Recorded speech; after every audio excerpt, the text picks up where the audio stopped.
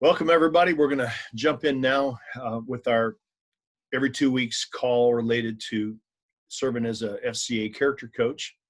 We have folks from Nebraska and Iowa and southern part of Illinois all together, and we're thrilled to have you.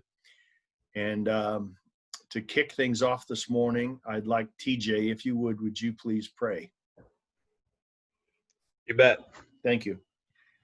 We first just want to acknowledge you for who you are. You are infinite in all your ways, and we are finite in just the way that we can comprehend who you are. So we just stand in awe of that. God made that just have a rippling effect for the people that we disciple and we engage and we equip. May you bring about many character coaches that have even a greater rippling effect, so that we see the good news being proclaimed, so that we see lives transformed. God, just pray for this call, that it would be an encouragement, that it would help us gain some wisdom and knowledge and some practical things to use. And would you already be building up character coaches in each of our areas? In Jesus' name, amen. Amen. Very good. I have a special guest today, uniquely qualified in that this guy has served as a character coach both to a high school team, to a minor league baseball club. He's also been a FCA huddle coach. He's been an FCA rep for maybe a week and a half, and then became an area director a week and a half after that, but is now the state director for Illinois. So he has served in a bunch of different roles within FCA's world, one of those being as a character coach. And you, like I, probably got in the mail a few weeks ago this little book about the core. And then we've obviously had one call already, another one rolling up on Thursday and others. But I wanted to get in on the front end of this with Bob, and because one, he's been part of the process in developing it, but two, he's served in all these roles. And I personally believe that character coaching can be one of the best, maybe the ideal delivery system for what's in the core and what's in the fore. And wanted us to be able to start processing, how does that look? How do we equip character coaches to be able to be that kind of great delivery system for this material? Bob, I want to throw it your way, and let's dive in. Wow. Well, thank you, Roger. That's awesome. And I can't tell you guys how excited I am that this is an ongoing conversation with you all.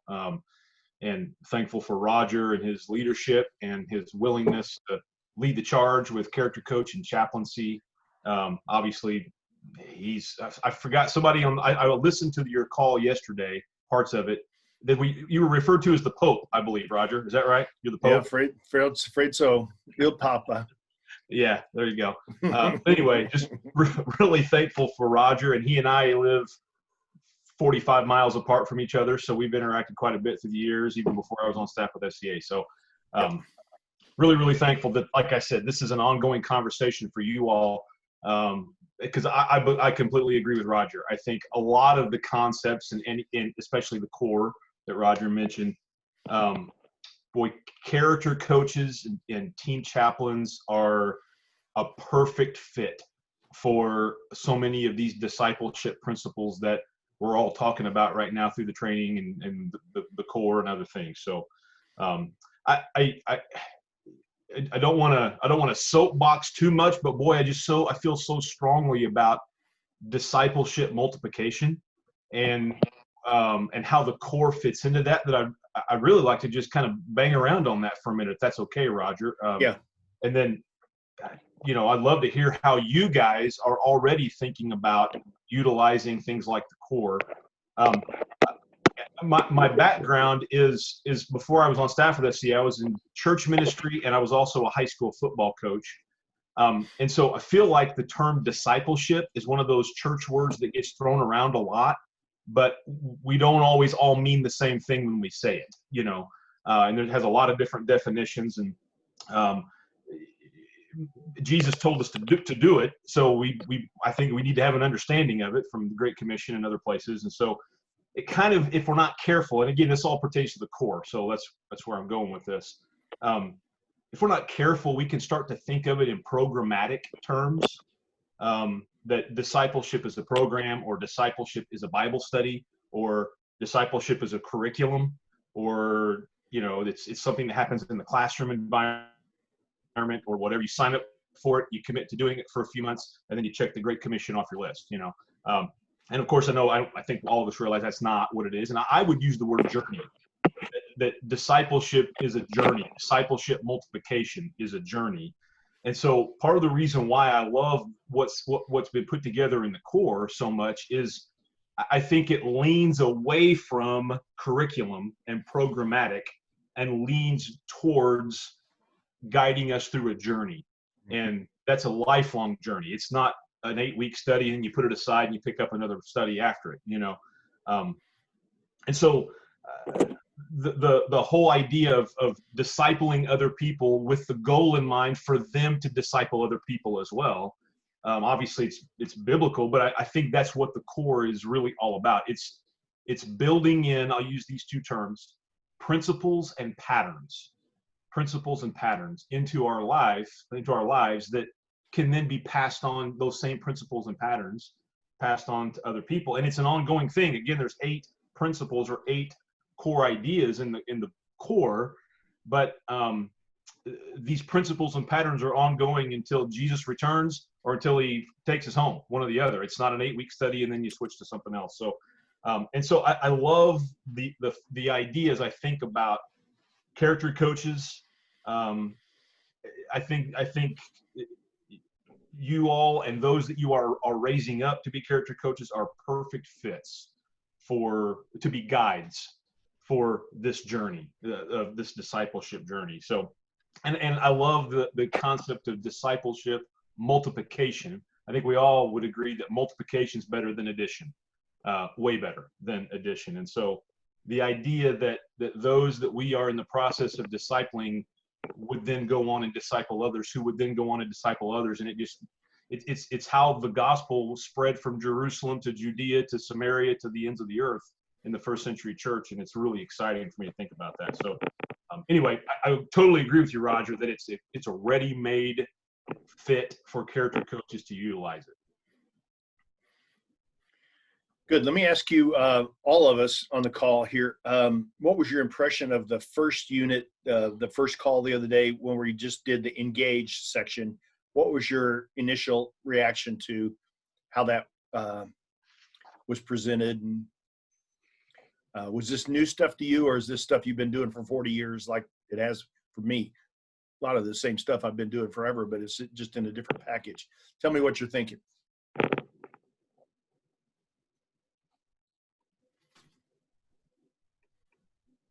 I thought it was really good. I don't know how much of it has changed on a day-to-day pattern for ministry, but I would probably notate that learning to master the art of heart questions will be a game changer for you. Huge. In ministry. Across Great. the board with any relationship. Brilliant.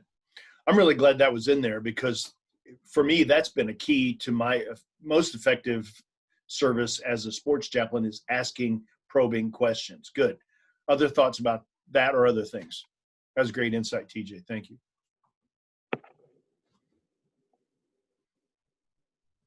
Yeah, Roger, we've in the Midwest, we've had a little advantage because we've been going through this for maybe a year, I think, and so it wasn't anything new necessarily, but to me, it goes back to what you talked about years ago and some of the stuff you started doing. It's about presence, being present, regardless of kind of how you package it or what you do, it's about being present, building relationships.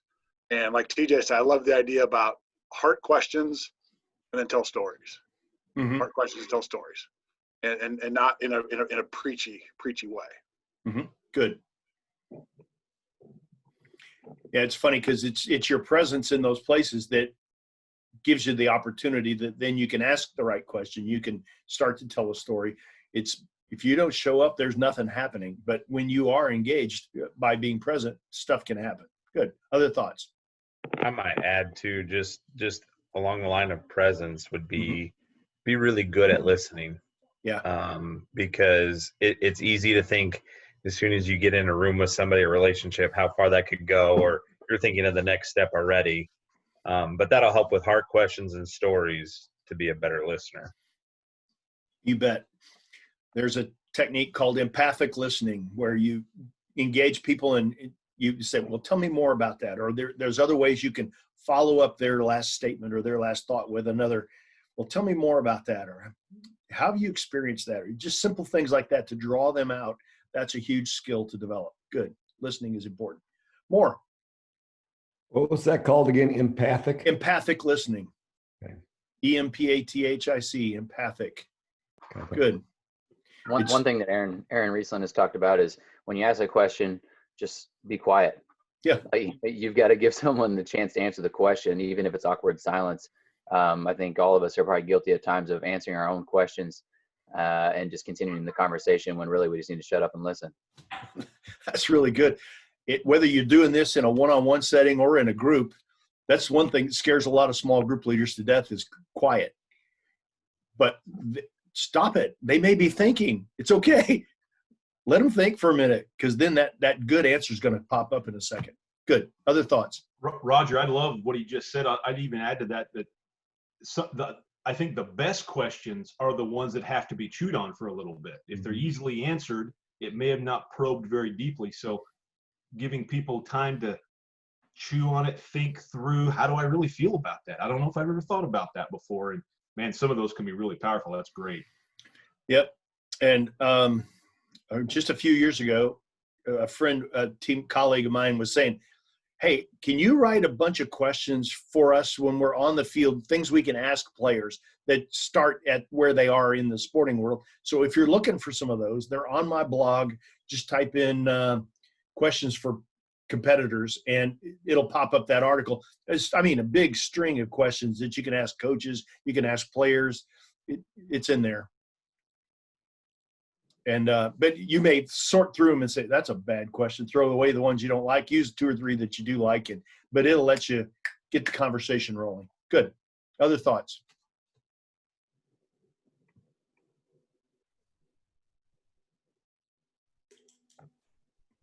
Just to chase that rabbit one more step, I tend to ask questions on 3 levels. The first one is it's facts. Anybody can answer that stuff because it's facts. It's easy. Hey, what time is it? Where are you? Hey, it's kind of hot today, blah, blah, blah, blah. It's on the facts level, but anybody can give you that information and they will usually pretty easily. The second one is a little more, it's going to have some sort of emotional response. It may tell, what do you think about this? It invites an opinion. It invites a thought, a commentary. You can ask something that evokes, may even, hey, who's the greatest player you ever played with? That kind of stuff. They can talk about something and it kind of evokes some passion. That's the second level. And then the third level is I'm going to go right after your heart. How are you feeling today? Hey, I know this occurred this week. How's your heart? Things like that. Go right after them about, tell me about the guy you played for in high school. Was that a good relationship or was that tough? Because I'm noticing you're not connecting with your coaches real well. Tell me what's going on there. Right? So you can go right at the heart and bang. So I tend to come in this door and then slide one more down. And then if they'll let me keep asking questions, I may try to penetrate more deeply. But almost anybody will give you this. I'll ask the next one to see if they'll let me go a little deeper. That may be all in one conversation, or it could be across 3 weeks, Yep. Other thoughts about that? All right, Bob, looking at the future of what we're going to see in the core presentation of stuff coming up on Thursday, where do you see this happening, going next, and how does this appear to going to be building on each other week to week to week? Yeah. So this week is an equip focus with the E3 focus. Last week is engage. This week, equip. Next week is an empowered coach focus. And then the 4th week will be an implementation focus with the official training. I think where this is going to become most powerful is after the 4 weeks of training are over, and then it kind of gets thrown back to your local areas and, supervisors and directors and reps being together, field ambassadors, character coaches, all being together and really banging around on how this thing's going to be implemented in your area. So the 4 weeks, I think, of training are foundational, but I think that it's just going to be built on by your local areas again, in implementation. One of the things I think that's going to filter to the top of all of this, and this is more of an aerial view kind of concept here, but it's the whole, first of all, somebody else mentioned already on this call, it's pretty basic, even the core, and Roger's mentioned he's seen these things for 40 years in various, environments and situations and organizations and all that kind of thing. So I use the word foundational. As a former high school football coach, every camp I ever coached in, or every season that every new season that started, we always went all the way back to the fundamentals, all the way back to the foundations of things. And that happens at every level, all the way up to the pros.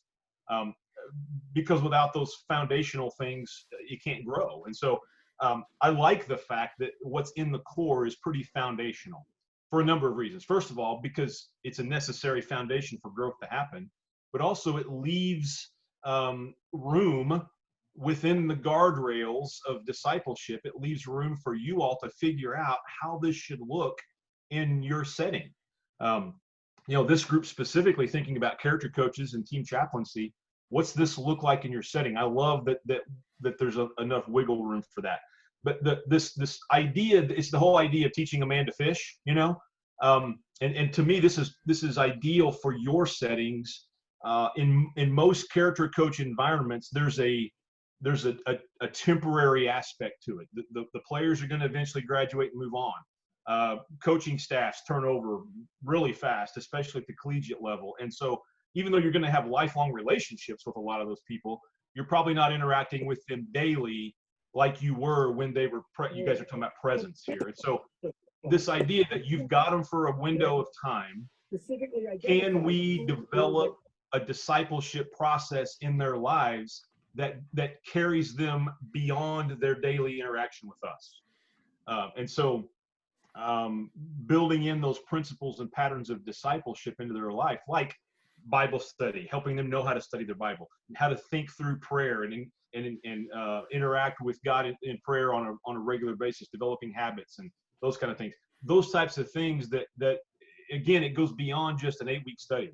It's a playbook on how their faith can continue to grow beyond their involvement with you. It's that secondhand faith, firsthand faith discussion kind of thing. And so I like that about the whole idea of discipleship. And I think, Roger, to your question, I think that's part of where this is going to be continuing to go, is how can you help develop that in others so that they're developing it in others? And again, it kind of gets to by the second, third, fourth generation of discipleship, you may not even know who's being discipled in that fourth generation. You may have never met them. So it's bigger than us as an individual, which is awesome. I love that. Yep. Other comments, thoughts you have here right off the top about what's coming?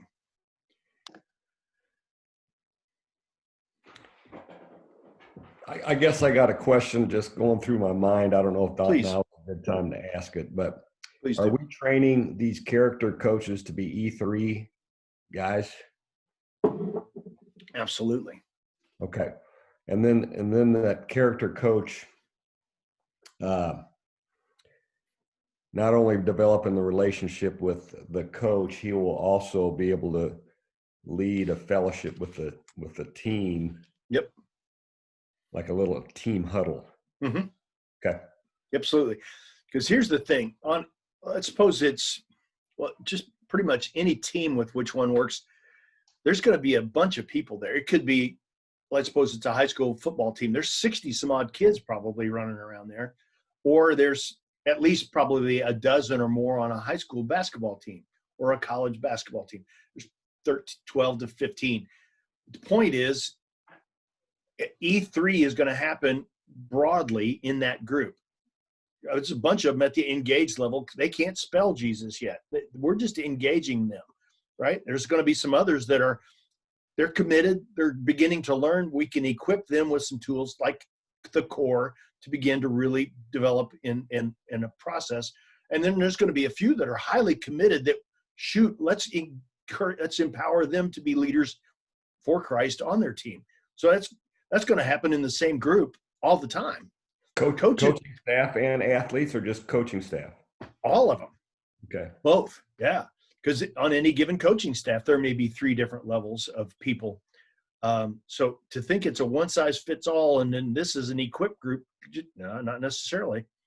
There's probably going to be committed believers in that group, and we may not know who they are yet, but yeah, I would say all 3 are probably happening all at the same time, and we have to figure out what fits each one most appropriately.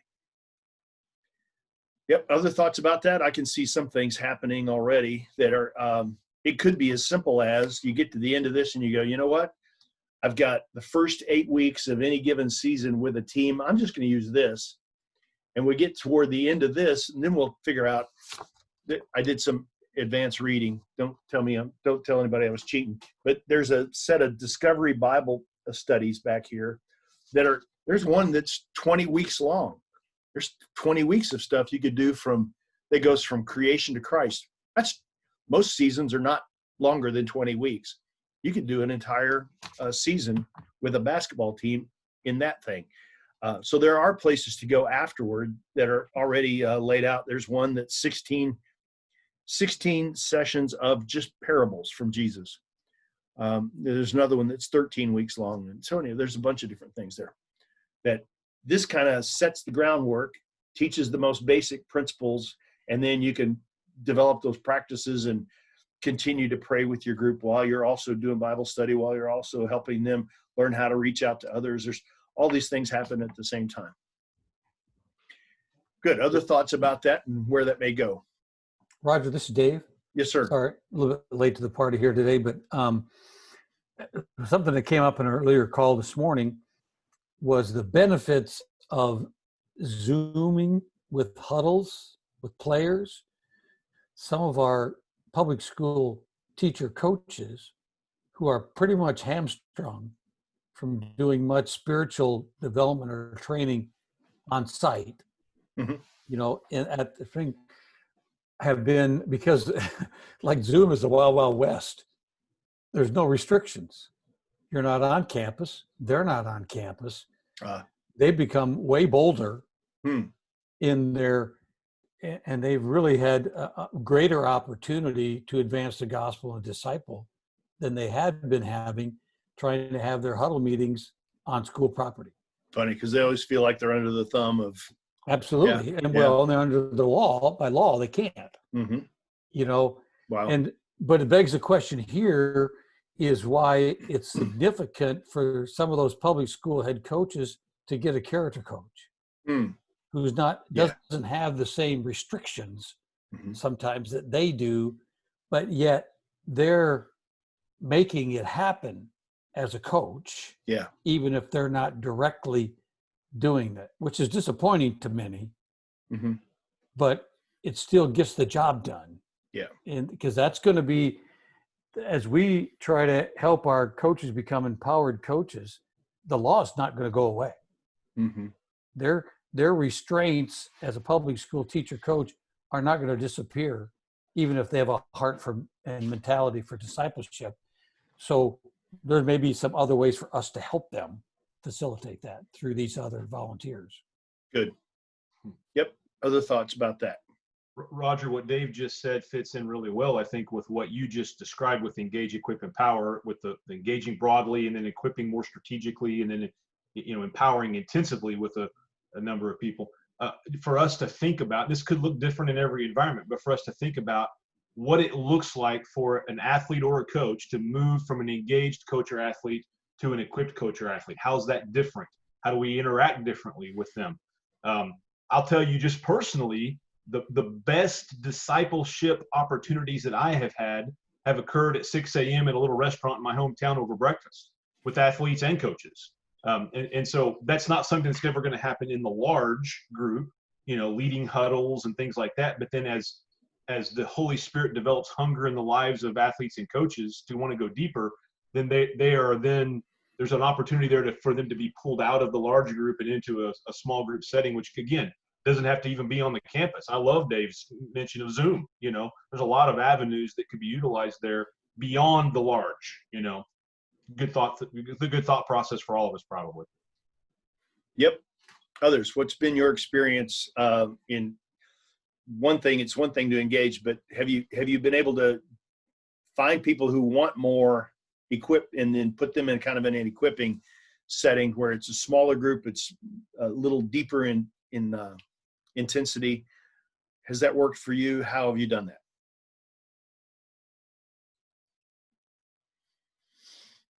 How would you lead a character coach to do that?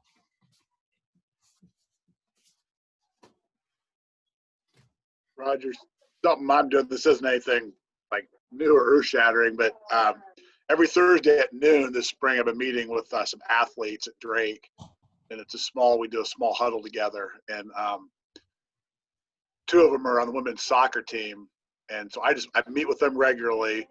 We go through our lesson. It gets a lot of great discussion. We meet for about an hour, and now they've gone back to their team, and they're doing a study on their team. Not what we did, but that's just kind of the way that I've been equipping them. I'm modeling it, how to lead the small group, but kind of not like super legalistic. But just spending time with them weekly. Yeah. We do it weekly.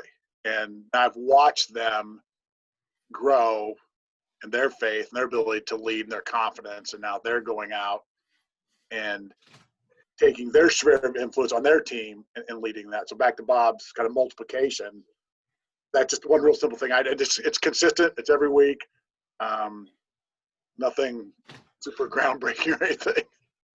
No, that's brilliant though, because what you're doing is from that larger group that you're engaging, there's a set of equipped ones who want more, right? You're equipping them. Guess what? They're empowered then to go lead their teammates. That's exactly the E3 concept in action. Some campus ministries, like collegiate ministries, they do this with their leadership teams. You're right. They've got a leadership team that comes and meets together, and they turn around and lead their huddle later on in the week. Yeah, we've done that at Drake too. We have a leadership team, about 20 student athletes, and we've done that. They haven't branched out as much as I kind of hoped for yet. Mm-hmm. But we actually did on the football team too. We had 9 guys I met with last fall and spent time together.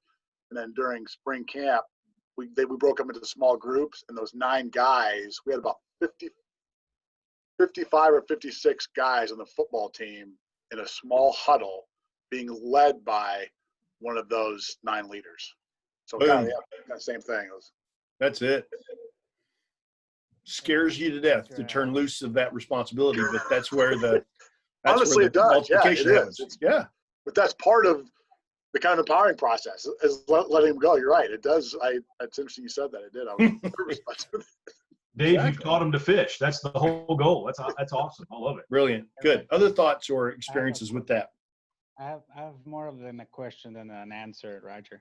Por favor. So I'm a year and a half in area rep.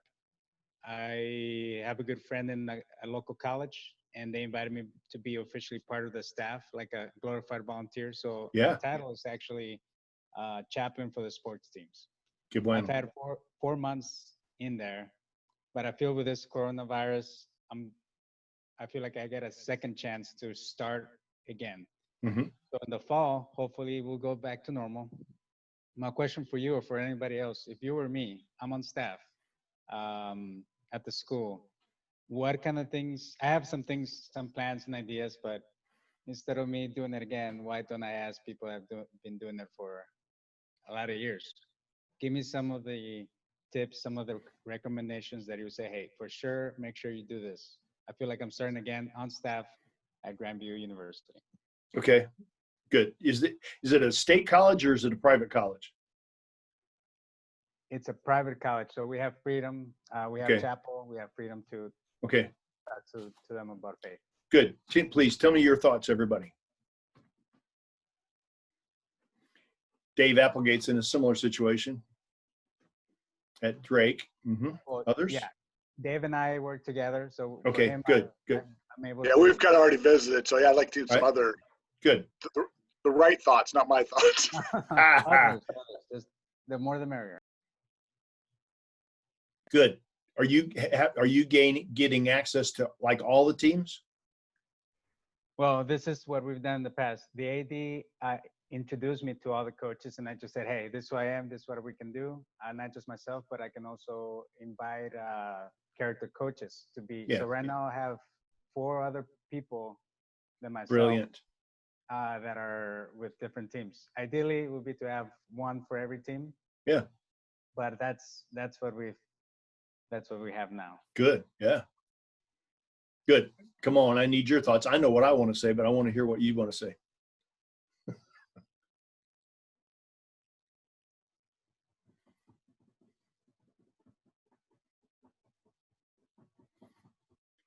Some of them are believers, some are not. Some have given me a time to come over here.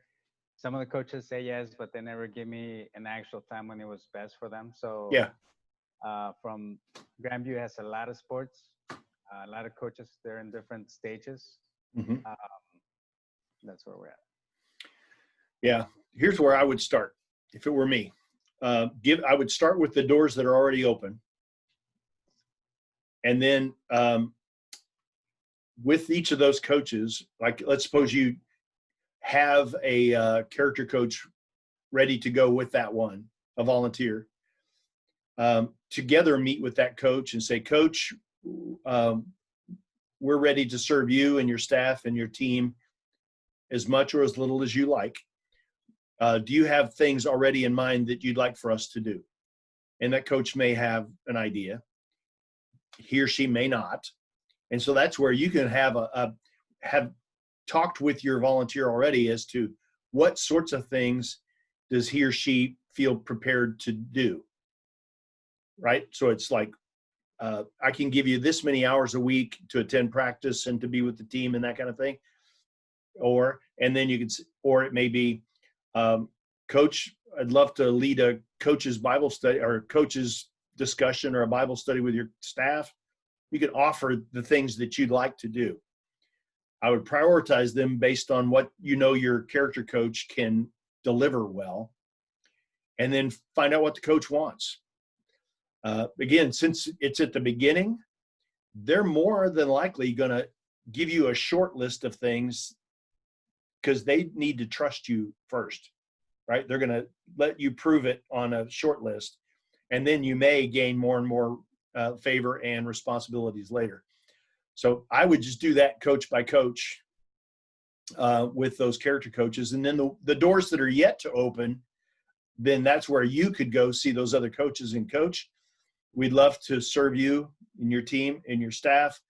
What do you think about that? It could be me. It could be a volunteer coach, someone you in the community and trust, that kind of thing, and start building relationships. But that's where I would go is, one, kind of meet with the coach, kind of test their interest level and what sort of things do they want, do they already value, and coach, the big idea is we want to add value to you, your staff, your program, and serve your team. That's the language they like to hear, as opposed to, hey, I have this big agenda. They're already backing off. But other thoughts that you guys have? I think if you can, going off of what Roger said, build some good momentum with 1 or 2 coaches, and like if you can do really well 1 or 2 coaches, that will go a lot farther than trying to just splice together a little bit for everybody, because those coaches are more than likely in relation with each other, and the momentum and the energy that you can give to a football or a soccer coach, like that will bleed into conversations with the other coaches and help to make them allies and advocates for you. So I like what Roger said. Yep, Dave. We have that. Thankfully, we have a guy in the football FCA volunteer that's been involved for 2 years, and he's done an amazing job. So it's like the example, it's already there. This year we added 2 more that are consistent. So it's just a matter of hey, you see what, and both teams won 8 times national champion for wrestling, NAIA. That's the best program in the country. Wow. And the football team lost in the semifinals. So they're the 2 consistent people that have had character coaches. So now we're saying, hey, we're only taking national champions. So if you want to be a national champion, We can do this. That's very good. Word gets around in those coaching staff rooms, and they'll talk to each other, and that success will build on itself. That's really good. Yeah. I think all those are good ideas. Dave Turnbull, you were talking about the other day that sometimes that's happened within staffs where somebody said, hey, we need one of those guys. How do we do that? So success will bring on other people. Good. Dave Applegate can probably speak to that even better, because we referenced Dallas Center Grimes, a local high school just outside of Des Moines. Dave Niderhead, if I get this correct, but we started with the football. And we had a relationship with the football coach and one of our staff. So we did what you did, Roger. We went to approach him and ask him, about this. Would he be interested? Mm-hmm. We explained it to him, and he said yes. And we hooked him up with someone, and we started doing that. And then some other sports started hearing about it through kids talking about it in their, I think the Friday morning or every other Friday morning huddle meetings. And pretty soon, the girls volleyball team said, and then the girls cross country team, and then something else and something else. And Dave, I don't know how many different teams we have with character coaches at that school now, but Dave could probably tell me it's better than that.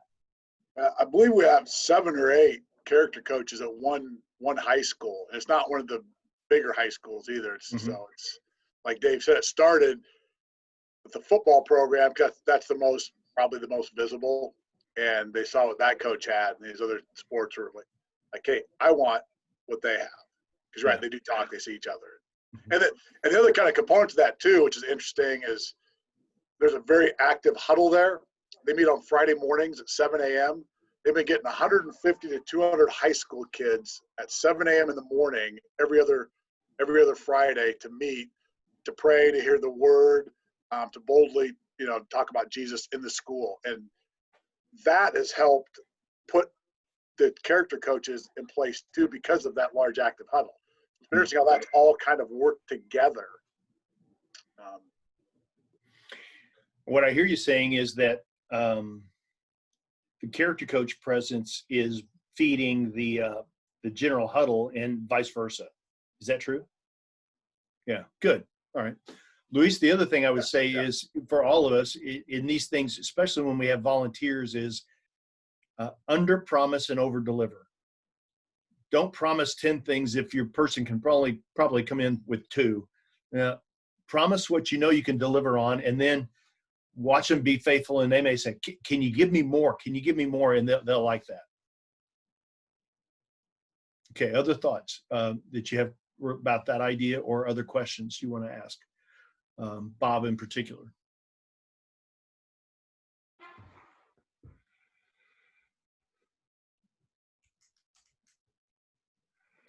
I think we have an excellent situation coming. Dave Turnbull and I probably are the old guys on the call and remember some things from way back in the 90s. FCA purposefully, most folks stayed away from the discipleship process, pointing everybody to the church, saying, no, the church does that.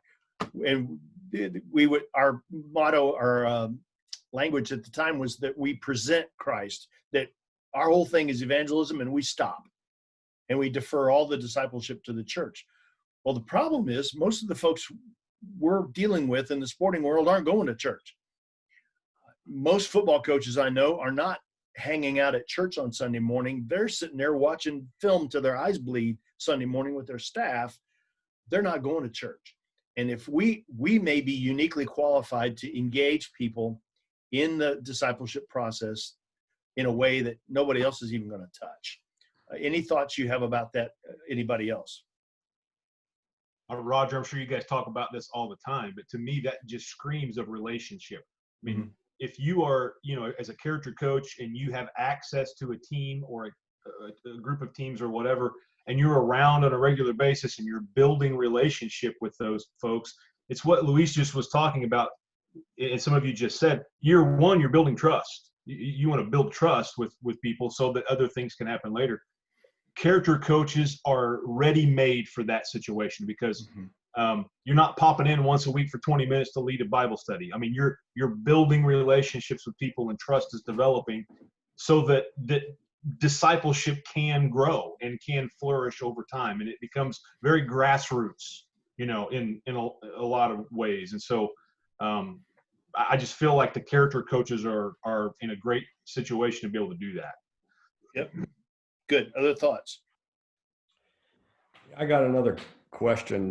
Please. These character coaches normally, I know 3:30 in the afternoon. I don't know what time most people practice. College levels probably earlier, but and if they're supposed to be there present on a regular basis, what professions are they usually coming from? Are they youth pastors, or are they just community volunteers that are retired? I mean, I don't know if I'm just thinking of how many people can make this a consistent commitment if they're not with the FCA, right, and not a coach on staff already. Great question. To Dave's and others that have good character coaches engaged already, tell us from what areas of life do they come?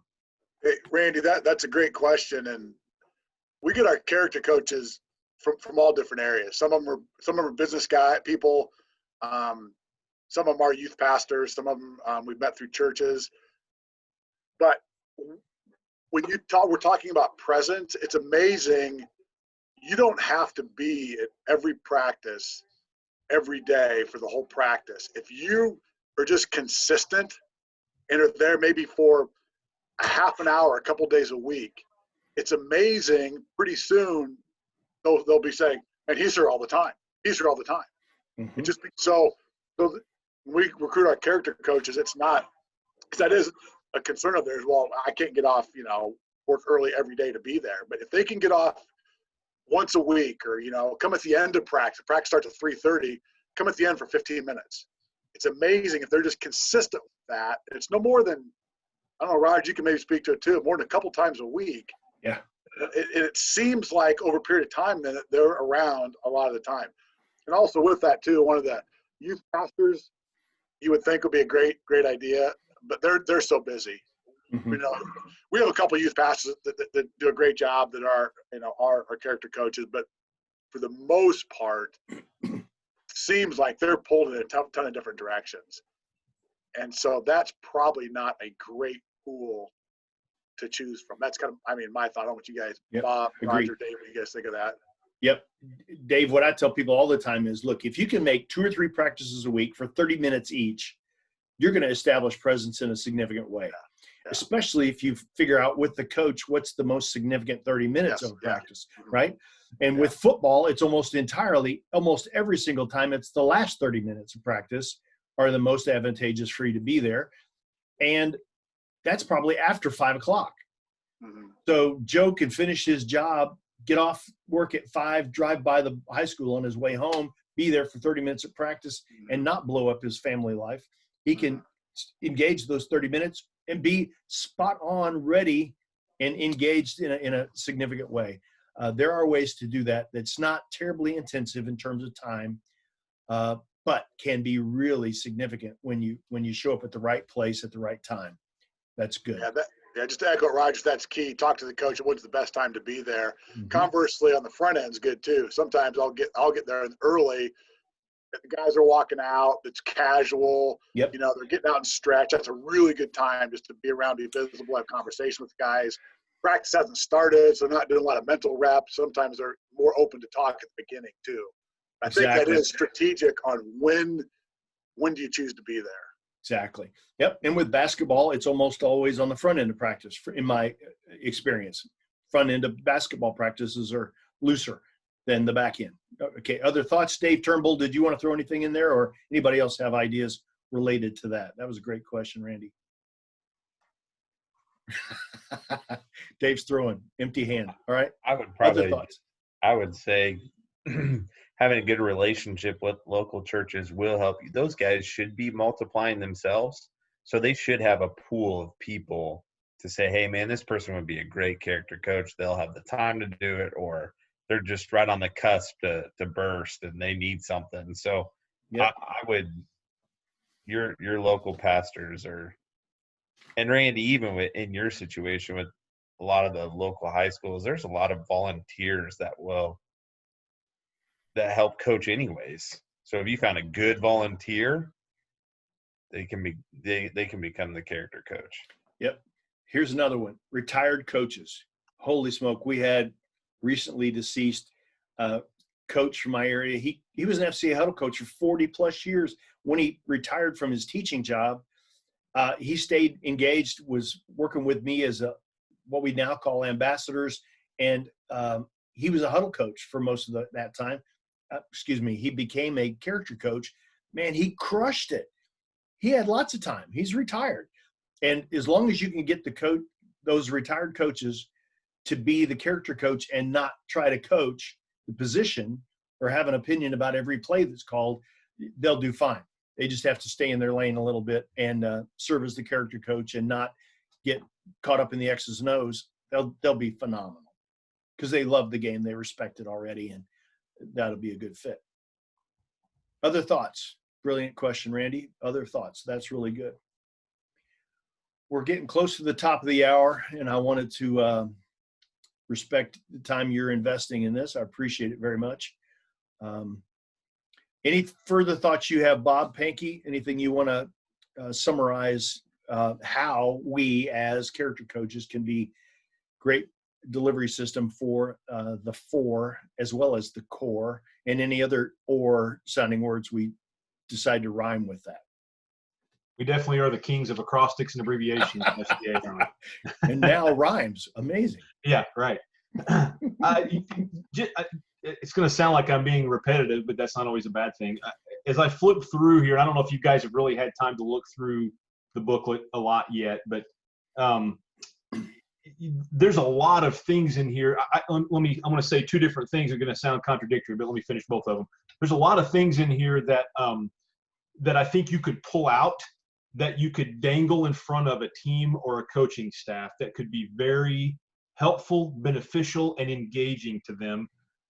Just really fast. For example, one of these, the core number 6, if I can get to it quick enough here, is teaming up with others. It's living in community with other people. Well, sport team is an ideal scenario for that. So there's a couple little exercises in there that would be great to pull out and dangle in front of a team or a coaching staff that I think could be really powerful for the purpose of, first of all, helping them, but then also maybe drawing them deeper into an actual, what I would call an actual discipleship type relationship. So I think we want to be careful about piecemealing things, but at the same time, I think we could pull a few things out of here and dangle in front of some people, and that might be part of the lure to having a deeper interest in what, real discipleship type relationship. So, and I'll repeat it one more time. I think the core is at its best. The core as a process, and I'm not going to call it a curriculum or a Bible study, but the core as a process is at its best and is most powerful when we are using it to lead other people, to lead other people, to lead other people. It's that multiplication concept again, So looking for ways to use it in that way with whoever might be open to that. I think that's when it's going to be at its best. And that's really this coming week as we get into the equipping training on Thursday, where we're actually going to learn how to use a couple of different Bible study methods and some of those things we might think of as more as equipping concepts. I think that's where it could become really powerful. Good. One more summary thought here is people who did not grow up in the church are foreign to it, but are maybe committed believers trying to start this process with themselves. They may not have the language to ask for, hey, I need to be discipled by somebody. That's not in there. But the language they're going to use may be stuff like this. And this is what I hear from players and coaches that tips me off that they want to be discipled. They just don't know how to ask. Is they may say, you know what? I don't know how to pray. Can you help me? Bang. Now it's on. Or they may say, you know what? I grew up Roman Catholic. I don't know how to read my Bible. Can you help me do that? Yes. They may say, I really need some sense of community with other believers. I don't know how. Bang. I can help you there. They're asking for the elements of what discipleship is. They just don't know the language for it yet. We have to be attuned to listen for that kind of thing and say, I have exactly what you want. Let's dive in here. And that's a great way to start the process. They probably don't know the words. We have to be listening well to understand what it is and identify their hunger for that sort of thing. Hey, next week is Memorial Day, but our next call will pop up on 2 of June, and we will dive in. We'll continue. I don't have a clue what we're going to talk about yet, but it's going to be related to character coaching and how we develop that with volunteers in our communities. I'm excited for how you guys are engaged on this process, and we'll stay at it. One of these days, things are going to return a little bit to normal, and it'll flip our respective schedules a lot again, and we'll adjust to whatever's necessary. But I'm thrilled that you're here. Thrilled also to announce that yesterday, this book went to the publisher, and it's 304 pages of stuff for character coaches and sports chaplains. It's stuff I wish I'd have known 26 years ago when I started. And it's mostly 26 years of stuff I've learned along the way, kind of pulled into a reference guide, very practical stuff of, holy smoke, we're going to the emergency room. How do we do this? Yeah, that stuff's in there. How do I help coaches pray? All kinds of stuff. So hopefully I'll be able to share that with you when we get the thing done. Gordon Thiessen has been a great teammate to me in that publishing process for a bunch of years, and he's doing this one with me as well. Another Husker. Hey, Raj, when will that be available? You know, sometime in June, I believe. Okay, fantastic. Keep us updated on that if you would. Love to get I will notes. be thrilled to. I'm excited for it because it's an idea. One of my British colleagues and I were talking about it a few years ago. Hey, we ought to do this. Just how to be a sports chaplain. I thought, how in the world would you put that together? And anyway, thought about it for 2 years and finally put it together. Takes my old brain a while to sort these things out. Okay, any other thoughts or summary from anybody? Guys, I really appreciate your questions, your insights, your participation in all that we're doing here. I will bank this call on you know what, I'm going to put it in the email and send it back out to you and all your colleagues in your respective places, where if you have folks who are not able to make the call, they can access the information. Okay, doke. How about let's do this. To wrap things up today, I want to say again, thank you, Bob Pankey, but then also Will Landsman, would you please pray to wrap things up, sir? Sure. Dear God, thank you for this opportunity. When we can come together and discuss you and your word and how we're able to serve and encourage each other, and learn ways to better be equipped to go out and spread your word and further your kingdom, Lord. Amen. Amen. Thanks, everyone. Have a great one. I will see you on Thursday when we do this next core Zoom. All right. Thanks, Raj. Appreciate it. See you guys.